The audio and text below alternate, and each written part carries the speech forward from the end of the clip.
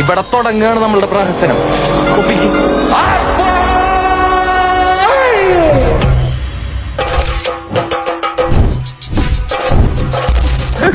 ഇത്രയേ ഉള്ളൂ, ഇത് ഈസി അല്ലേ?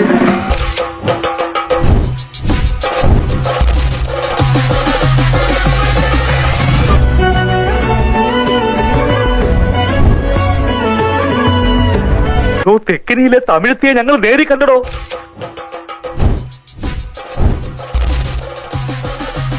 എനിക്ക് ഭ്രാന്തായി പോയതാണ്, അത് നാട്ടുകാർക്ക് മൊത്തം ഭ്രാന്തായ.